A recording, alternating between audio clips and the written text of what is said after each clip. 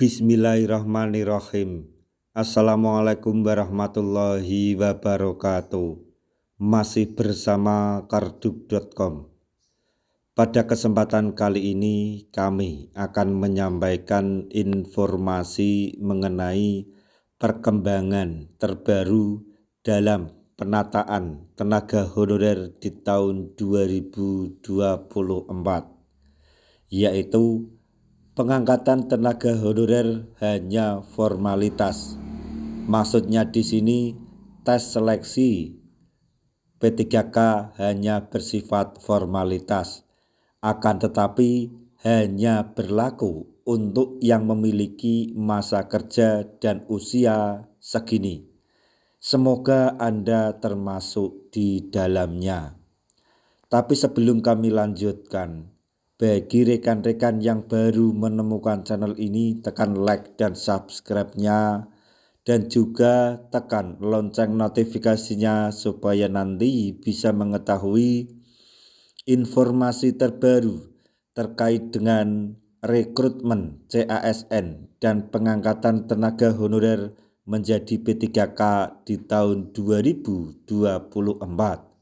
Sekarang mari kita simak dan cermati pernyataan yang ada di video ini supaya nanti tidak gagal paham. Pengangkatan tenaga honorer menjadi P3K akan segera dilaksanakan. Meski demikian, ada beberapa syarat yang harus dipenuhi tenaga honorer untuk menjadi P3K. Salah satu syarat pengangkatan tenaga honorer adalah masa kerja dan usia masuk dalam kualifikasi yang telah ditetapkan. Sebelumnya harus diketahui bahwa tenaga honorer yang diangkat menjadi P3K melalui CASN 2024. Walaupun tes tersebut hanya sebuah formalitas, namun tenaga honorer wajib mengikutinya jika ingin diangkat menjadi P3K. Yang perlu digarisbawahi dan sangat penting adalah bahwa tes tersebut hanya sebuah formalitas atau hanya formalitas. Akan tetapi tenaga honorer wajib mengikuti jika ingin diangkat menjadi P3K. Dan ini harus diperhatikan betul-betul oleh para tenaga honorer. Jika sudah dinyatakan lulus, tenaga honorer pun akan segera mendapatkan NIP.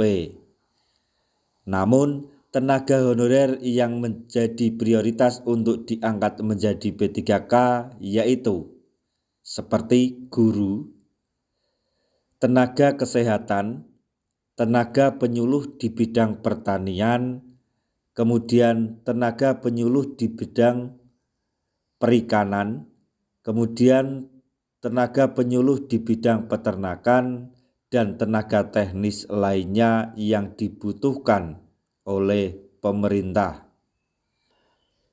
Sedangkan untuk syarat usia dan masa kerja yang harus dipenuhi adalah sebagai berikut. Yang pertama, tenaga honorer harus berusia maksimal 46 tahun, memiliki masa kerja 20 tahun atau lebih. Kemudian, tenaga honorer berusia maksimal 46 tahun, memiliki masa kerja 10 tahun atau lebih namun kurang dari 20 tahun. Selanjutnya yaitu tenaga honorer berusia maksimal 40 tahun dan memiliki masa kerja 5 sampai 10 tahun. Kemudian tenaga honorer berusia maksimal 35 tahun, memiliki masa kerja 1 tahun sampai 5 tahun. Demikian informasi yang dapat kami sampaikan, informasi mengenai perkembangan terbaru dalam penataan tenaga honorer di tahun 2024. Semoga informasi ini dapat bermanfaat bagi rekan-rekan tenaga honorer semuanya.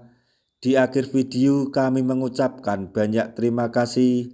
Wassalamualaikum warahmatullahi wabarakatuh.